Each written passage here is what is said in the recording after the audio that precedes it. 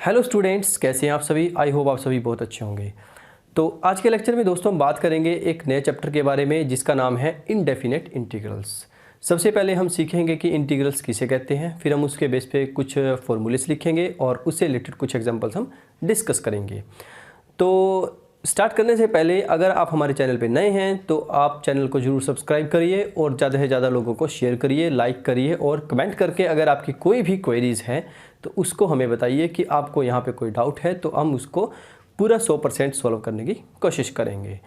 तो चलिए दोस्तों, अब ये देखिए जो चैप्टर है इंटीग्रल्स, इससे पहले अगर आपको डेरिवेटिव आता होगा तो बहुत ही अच्छी बात है दोस्तों, क्योंकि जो डेरिवेटिव चैप्टर है वो बिल्कुल इसका अपोजिट है। ठीक है, मतलब कहने का ये है, अगर आप इंटीग्रल्स कर रहे हैं तो आप एक प्रकार से एंटी डेरिवेटिव्स कर रहे हैं, मतलब डेरिवेटिव्स का उल्टा कर रहे हैं। जहां आप डेरिवेटिव करते हैं साइन का कोस एक्स होता है, वहीं कोस का जो इंटीग्रेशन है वो साइन एक्स होता है। ठीक है, नेगेटिव साइन आपके पास, पॉजिटिव नेगेटिव साइन इसमें इंटरचेंज हो जाते हैं। तो इस तरह से आपके पास थोड़ा सा एंटी डेरिवेटिव चलेगा। और अगर आपने वीडियोस डिटर्मिनेंट की पहले देख चुके हैं या फिर आप जो हमने डेरिवेटिव्स की बात की है वो वीडियोस आपने अच्छे से देख रखी हैं तो बहुत ही बढ़िया है दोस्तों। ठीक है, तो चलिए स्टार्ट कर लेते हैं। तो सबसे पहले हम सीखते हैं कि इनडेफिनेट इंटीग्रल्स किसे कहते हैं। ठीक है, हेडिंग लगा लेते हैं, इनडेफिनेट इंटीग्रल्स। चलिए अब देखिए, इनडेफिनेट इंटीग्रल्स करने से पहले हम सबसे पहले सीखते हैं कि इंटीग्रेशन का साइन क्या होता है। ये हमारे पास इंटीग्रेशन का साइन होता है। ठीक है, इस टाइप से आप सभी ने फिजिक्स क्लास में भी आया, अगर किसी ने फिजिक्स ले रखी है +2 क्लास में तो उसके पास भी है इस टाइप का सिंबल, कहीं ना कहीं आएगा गॉस थ्योरम के अंदर या आगे जो भी आप थ्योरम्स उसमें करेंगे। तो चलिए, इनडेफिनेट इंटीग्रल का सिंबल ये होता है हमारे पास, यहाँ पे लोअर लिमिट लगती है, यहाँ पे अपर लिमिट लगती है। ठीक है, इसके बारे में थोड़ा सा ज़्यादा बाद में हम डिस्कस करेंगे चैप्टर नंबर 10 में।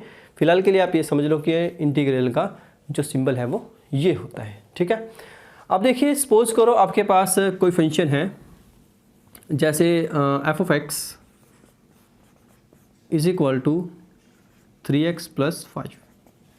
ठीक है, आपके पास कोई फंक्शन है, आपको इसका इंटीग्रेशन करना है। ठीक है, इंटीग्रेशन करने से पहले आपको यहाँ पे थोड़ा सा लिख भी लेते हैं कि एंटी डेरिवेटिव्स होते हैं। एंटी डेरिवेटिव्स का मतलब क्या है, यानी कि डेरिवेटिव्स का उल्टा। ये चीज़ मैं आपको प्रूव करके भी दिखाऊंगा कि किस तरह से चीज़ काम करती है। देखिए, f(x) आपके पास गिवन है 3x + 5। चलिए अब हम इसका इंटीग्रेशन निकालते हैं अगर f(x) का विद रिस्पेक्ट टू x। ठीक है, जब मैं यहाँ पे dx लिख रहा हूँ तो आप इंटीग्रेशन किसके रिस्पेक्ट में कर रहे हैं, x के रिस्पेक्ट में कर रहे हैं। ठीक है, तो इंटीग्रेशन ऑफ f(x) dx, तो यहाँ पे लिखेंगे आप इंटीग्रेशन ऑफ 3x + 5 dx। इस तरह से आपको शो करना है कि इंटीग्रेशन आप किस तरह से निकाल सकते हैं। ठीक है, तो ये तो होगी प्रॉपर डेफिनेशंस कि आप इस तरह से इंटीग्रेशन निकाल सकते हैं। पर ये सारा कुछ करने से पहले भी हम कुछ फॉर्मूलेज डिस्कस कर लेते हैं, फिर हम इससे रिलेटेड सारे के सारे क्वेश्चंस डिस्कस करेंगे। तो चलिए सबसे पहले हम फॉर्मूलाज पे आ जाते हैं जो आपके लिए बहुत ज़्यादा इंपॉर्टेंट है और आपके इसके बेस पे लगभग 9th और 10th और 11th 3 चैप्टर तो है ही हैं, और साथ के साथ कोई 1-2 चैप्टर और भी आपको मिल जाएंगे जिसमें आपका इंटीग्रेशन का यूज़ करना पड़ सकता है। तो चलिए सबसे पहले फॉर्मूला समझते हैं हम, इंटीग्रेशन ऑफ x⁴n dx। ठीक है, इसके बेस पे मैं आपको एग्जाम्पल भी कराऊंगा कि किस तरह से चीज़ काम करती है। अब देखिए, x⁴n dx यानी कि x की पावर कुछ भी हो सकती है, x की जगह 2 भी हो सकता है, कोई भी नेचुरल नंबर हो सकता है, और जो नहीं है कि नेचुरल नंबर हो, कोई रियल लाइन पे कोई भी नंबर आएगा वो इस पे हो सकता है, माइनस में भी हो सकता है, प्लस में भी हो सकता है, एनी फ्रैक्शन नंबर भी हो सकता है। ठीक है, तो अगर आपके पास x⁴n dx लिखा है तो आप इसका इंटीग्रेशन जब करेंगे तो आपके पास इंटीग्रेशन आएगा x की पावर, आप इसकी पावर में एक ऐड करेंगे n+1 और वही पावर आप नीचे लिखेंगे और प्लस में आ जाएगा constant of c, integration constant जिसको हम बोलते हैं। ठीक है, तो x⁴n का इंटीग्रेशन क्या होता है, x⁴n+1/n+1, यानी कि सिंपल सा काम क्या करना है, आपने पावर में एक ऐड कर देना है और वही पावर आपने नीचे लिख देनी है। ठीक है, इसके बेस पे एक एग्जांपल ले लेते हैं हम, उससे थोड़ा ज़्यादा क्लियर होएगा आपको। Integration of x⁵ dx। ठीक है, अब आपने इंटीग्रेशन करना है x⁵ का, तो x⁵ के इंटीग्रेशन के लिए आप क्या करेंगे, डायरेक्ट x⁵ में एक प्लस करेंगे और वही पावर आप नीचे लिखेंगे और प्लस में इंटीग्रेशन कांस्टेंट ऑफ c। ठीक है, तो हमारे पास फाइनल जो आंसर आएगा वो आएगा x की पावर 6/6 और प्लस में आ जाएगा c। ठीक है दोस्तों, तो इस तरह से ये चीज़ आप कर सकते हैं। काफ़ी आसान है, बहुत ही आसान फॉर्मूला है और आपके बहुत काम आएगा जब भी आप क्वेश्चंस करेंगे। ठीक है, 9th 10th और 11th चैप्टर तीनों इंटीग्रेशन के बेस पे हैं। ये इंटीग्रेशन का हमारे पास जैसे कहते हैं ना कि स्टार्टिंग में जब हम बोलते हैं कि ये तो बेसिक है इंटीग्रेशन का, ये जो बेसिक चल रहा है अभी, और जैसे 10th चैप्टर आएगा तो हम उसमें डेफिनेट इंटीग्रल्स के बारे में सीखेंगे और 11th चैप्टर में हम एप्लीकेशन ऑफ इंटीग्रल्स के बारे में सीखेंगे कि क्या यूज़ है रियल लाइफ में, क्या यूज़ है इनडेफिनेट इंटीग्रल्स का। ठीक है, कहाँ पे हम यूज़ कर सकते हैं। कुछ स्टूडेंट बोलते हैं कि इंटीग्रेशन और डेरिवेटिव्स हम ऐसे ही कर रहे हैं, इनका कहीं यूज़ नहीं है। ऐसा नहीं है दोस्तों। ठीक है, इसका कहीं ना कहीं यूज़ है पर बहुत हाई लेवल पे यूज़ है। ठीक है, साइंटिस्ट वगैरह या जो भी आप इस तरह की खबरें सुनते हैं कि मौसम की जानकारी मिल रही है या इवन कोई भी और जो टेक्नोलॉजी से रिलेटेड कोई भी खबर आपको मिलती है, तो उसमें कहीं ना कहीं इंटीग्रेशन और डेरिवेटिव्स का यूज़ होता है, जहाँ पे ऐसे एरिया निकालने पड़ते हैं जहाँ पे ना तो स्क्वायर बन रहा है ना ट्रायंगल बन रही है, कोई कर्व आपको गिवन है, तो वहाँ पे आप डेफिनेट इंटीग्रल का यूज़ कर सकते हैं।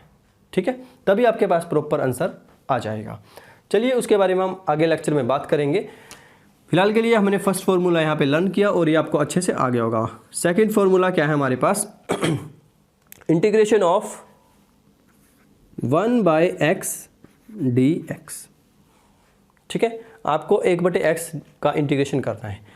इसका इंटीग्रेशन होता है log of x plus c। देखिए आप सभी को पता है कि log x का डेरिवेटिव होता है 1/x, तो 1/x का इंटीग्रेशन log x, यानी कि एक दूसरे के बिल्कुल अपोजिट है। इसलिए मैंने आपको पहले ही बता दिया था कि ये एंटी डेरिवेटिव्स है। ठीक है, यानी कि डेरिवेटिव्स का बिल्कुल अपोजिट। ठीक है, तो 1/x dx और साथ में log x प्लस c को बोलते हैं हम इंटीग्रेशन कॉन्स्टेंट्स। इस इंटीग्रेशन कॉन्स्टेंट्स के ऊपर मैं आपके लिए स्पेशल से एक वीडियो बनाऊंगा, तो आप उसको ज़रूर देखना कि ये c है एक्चुअली में है क्या, इसका मतलब क्या है। ठीक है, तो इसके बेस पे भी एक एग्जांपल ले लेते हैं। जैसे हमारे पास एग्जांपल है 1/x, तो हमारे पास लिख ही रखा है, तो इसको x + 2 लिख लेते हैं। ठीक है, 1/x dx का होता है log x प्लस c, और अगर आपके पास वैल्यू इस तरह से आ जाए 1/x + 2 और साथ में dx लिखा जाए, तब भी आप फॉर्मूला log x का ही लगाएंगे, log of x + 2 और साथ में आ जाएगा प्लस में c। ठीक है, देखिए डिफरेंस क्या है दोनों में। यहाँ पे सिंगल वेरिएबल था और सिंगल वेरिएबल के साथ सिंगल पावर है, यानी कि x की पावर 1 है। ठीक है, और अगर इसके साथ कुछ भी आप एडिशन में करेंगे x + 2 x + 4 x + 5, तो उसका इंटीग्रेशन भी आप log की फॉर्म में लिखेंगे। ठीक है, और एक चीज़ का ध्यान रखेंगे, अगर यहाँ पे इसकी कुछ पावर लिखी हुई है या इसका होल स्क्वायर लिखा हुआ है या इसके साथ कुछ और मल्टीप्लाई में है, तब आप ये डायरेक्ट नहीं लिखेंगे। ठीक है, ये आप डायरेक्ट तभी लिखेंगे जब आपके पास एक सिंगल इस तरह से कुछ ना कुछ बन रहा हो। ठीक है, या फिर इसके साथ प्लस में कुछ और लिखा हो यहाँ पे। ठीक है, तब आप बना सकते हैं, पर इसके साथ अगर कुछ भी और आपके पास वैल्यूज़ लिखी हुई हैं मल्टीप्लाई में, तब आप डायरेक्ट फार्मूला अप्लाई नहीं करेंगे। क्लियर है। अब हम सीखते हैं थर्ड फार्मूला। थर्ड फार्मूला भी बिल्कुल सेम है, कोई डिफरेंस नहीं है। Integration of ax plus b की पावर n और साथ में dx। ठीक है, अब देखिए इस फॉर्मूले में और ये जो फॉर्मूला है इसमें और इसमें क्या डिफरेंस है। देखो फर्स्ट और थर्ड में क्या डिफरेंस है। यहाँ पे x की पावर n था, सिंगल वैल्यू थी आपके पास, सिंगल वेरिएबल था। यहाँ पे वेरिएबल है तो है, पर उसके साथ कोई ना कोई वैल्यू अटैच है। जैसे कि इसका अगर फॉर्मूला आप ओपन करेंगे, रूल वही रहेगा। सबसे पहले आप पावर में एक ऐड करेंगे, ax प्लस b की पावर n + 1 अपॉन में n + 1। ठीक है, यहाँ तक बिल्कुल सेम है फॉर्मूला। ये ax प्लस b की पावर n + 1 हमने एक पावर में ऐड किया और एक वही पावर हमने नीचे लिखी। पर यहाँ पे जो डिफरेंस है वो क्या है दोस्तों, देखिए ब्रैकेट के जो बीच में वैल्यू लिखी हुई है, यहाँ पे अगर x के साथ कोई भी वैल्यू उसके साथ अटैच है, यानी कि x के साथ जो भी कोफिशिएंट लगा हुआ है उसको आप अपॉन में ज़रूर लिखेंगे। यहाँ पे x के साथ क्या है, a है। ठीक है, और b आपके पास ऐसे ही, ठीक है, उसको आपने लिखने की ज़रूरत नहीं है, और साथ में आ जाएगा इंटीग्रेशन कांस्टेंट c। क्लियर है। इसके बेस पे क्वेश्चन ले लेते हैं, ऐसे आपको थोड़ा सा और लग रहा होगा, क्लियर नहीं हुआ होगा अच्छे से। तो एक क्वेश्चन हम ले लेते हैं इसके बेस पे। हमने एग्जांपल लिए थे यहाँ पे भी हम एग्जांपल ले लेते हैं, एग्जांपल नंबर 3। ठीक है, एग्जांपल हम ले लेते हैं जैसे integration of 2x + 3 raised to the power 2 और साथ में dx। ठीक है, ये सेम एग्जाम्पल ऐसा ही है, बस हमने एक ही जगह 2 पुट किया है और बी की जगह 3 पुट किया है। चलिए स्टार्ट कर लेते हैं इसकी इंटीग्रेशन।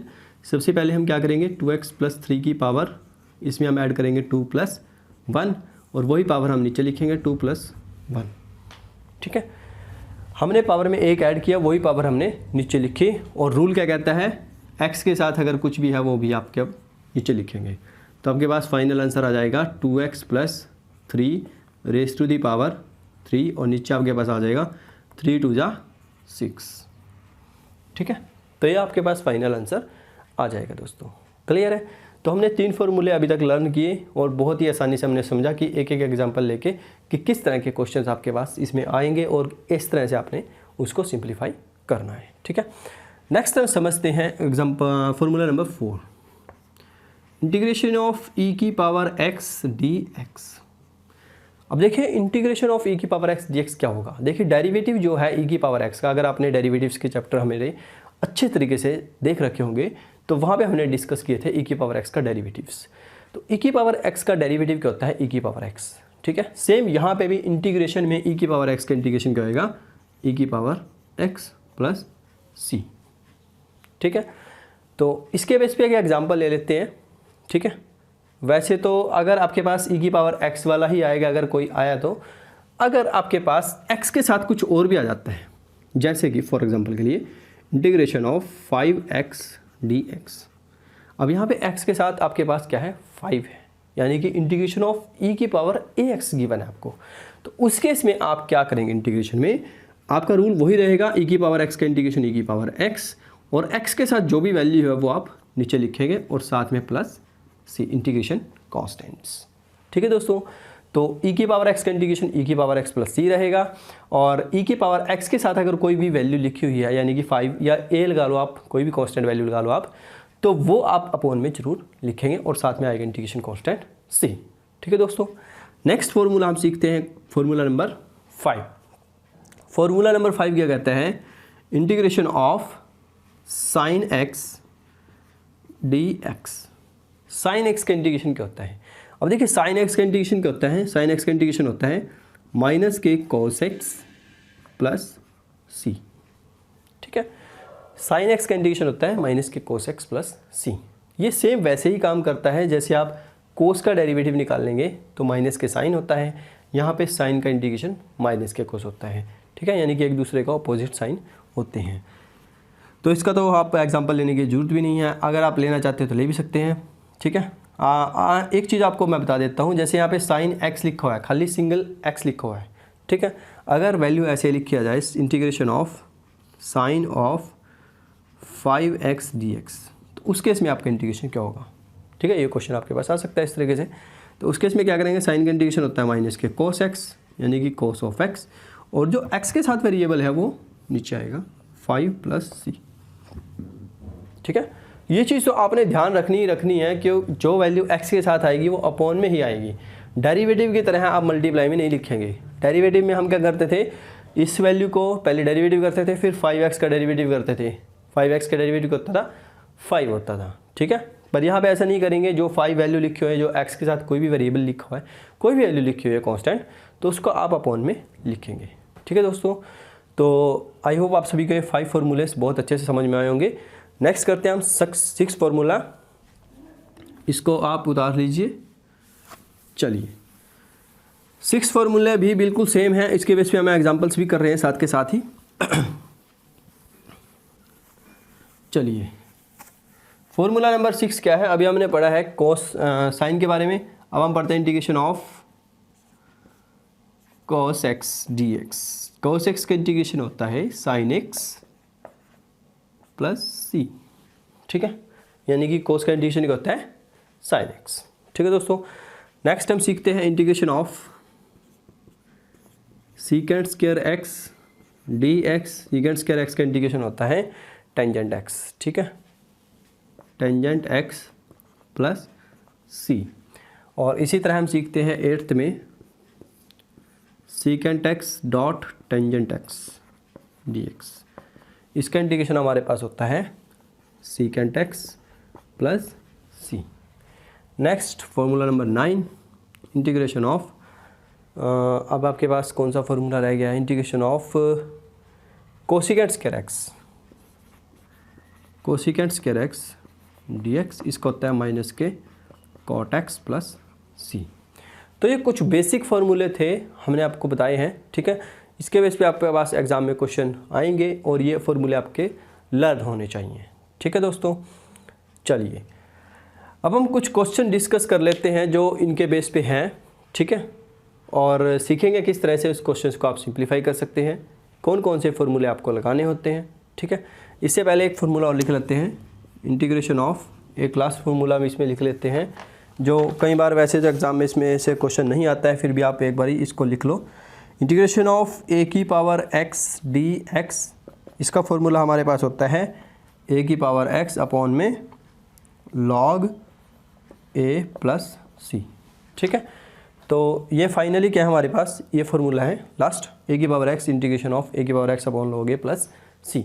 देखिए फार्मूले तो काफ़ी सारे इंटीग्रेशन में, पर अभी फ़िलहाल के लिए आप इन फार्मूलों को करो, ठीक है। जैसे जैसे हमारे जो सेशंस हैं आगे बढ़ेंगे, जैसे जैसे हम नेक्स्ट लेक्चर्स करेंगे, तो उसमें हम आपको बताएंगे कि कहाँ पे कौन सा फार्मूला लगेगा। क्योंकि अगर मैं सारे फार्मूले यहाँ पे लिखवा दिए तो फार्मूले लिखवाने में ही लिख जाएंगे आपके 2 घंटे तो आपके पास, ठीक है, और आपकी समझ में कुछ भी नहीं आएगा, क्योंकि फार्मूले आपने पहले रट लिए हैं सारे के सारे, उसके बाद आपको ये नहीं पता कि कौन से क्वेश्चन में कौन सा फार्मूला लगाना है, ठीक है। तो उससे बेहतर आप ये करो कि कम से कम थोड़े फार्मूले याद करो, फिर उसके बेस पे कुछ क्वेश्चंस करो, फिर फार्मूले याद करो थोड़े से, फिर उसके बेस पे क्वेश्चंस करो, ठीक है। तो इससे आपको पता भी लगता रहेगा कि कौन सा फार्मूला कहाँ पर अप्लाई करना है।